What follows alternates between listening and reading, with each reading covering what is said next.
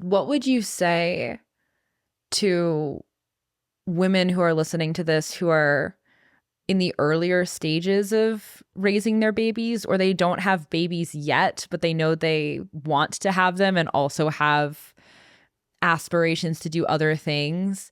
Would you have advice or wisdom earned from your own journey that you would share about like how to think about balancing these very disparate and often not very complementary things? Yeah. Yeah, absolutely.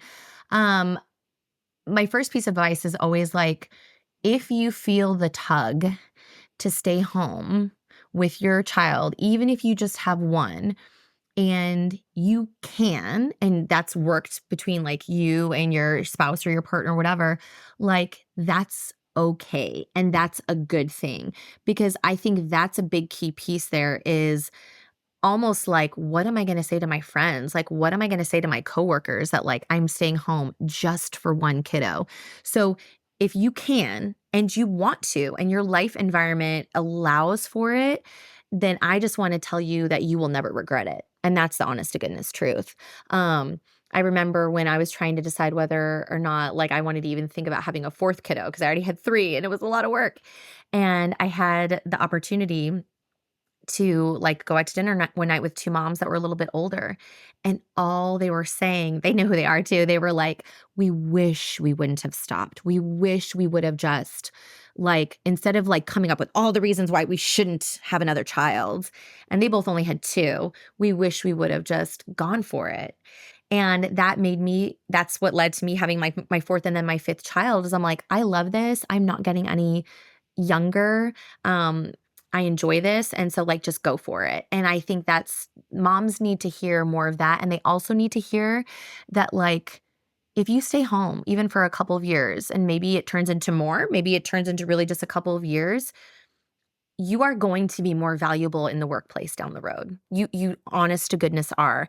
I even think about my husband and how he is better in a workplace environment because he's had children, right? Because like maybe his boss at one point, was like needing to pump for her baby. And it was like, guys, like I can't do this meeting at this time, or I have to stop because I literally need to go pump. Whereas people who don't have a family are like, oh my gosh, like this is ridiculous. Like I can't believe whatever.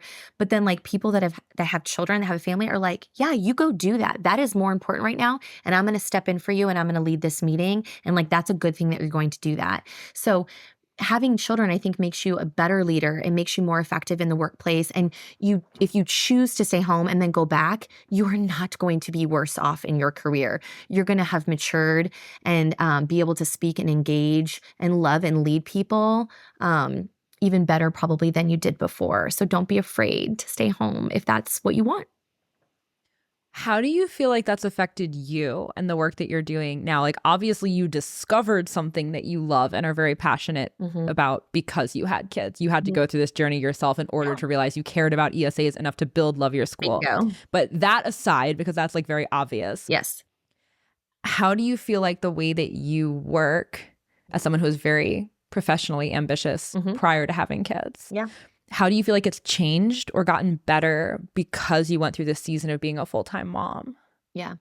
I think it's gotten better. And if you are ambitious right now in your work environment, and then you become a mom and you stay in your work environment or you come home, your ambition isn't going to go away. It's only going to flourish because you're going to be exposed to all of these new things, and it's going to make you go like I don't often share this, but it like this weird part of my life when I was a stay-at-home mom, I got really into like weaving and fiber arts because I just think I love arts and crafts and handicrafts. And for a period of time in there, I got really into weaving. I got really cool, whatever, 8 years ago.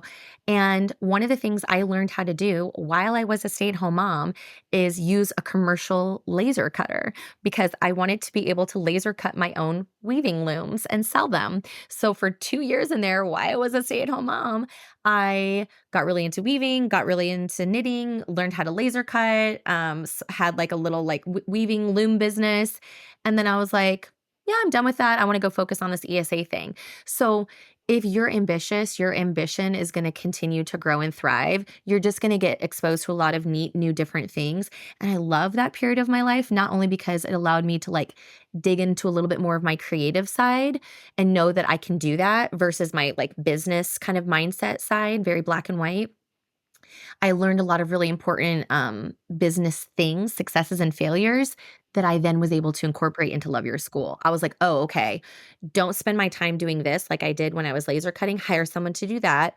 Don't make the mistake here about not tracking my profit and loss early on. Made that mistake, not going to do that.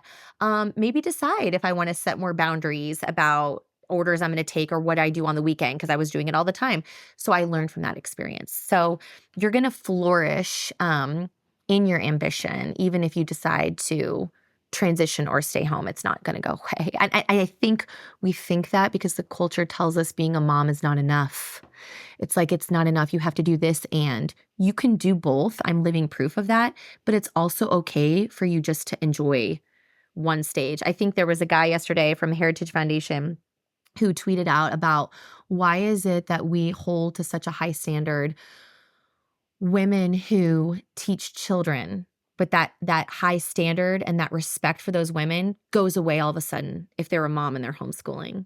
And I was like, oh, that just hits me right here because that's so true. It's like we hold teachers and people that educate and take care of children and childcare in such high regard. But it's like, but if you're going to do it for your own child, all of a sudden it's like, that's not enough for you just to be doing that. We got to change that.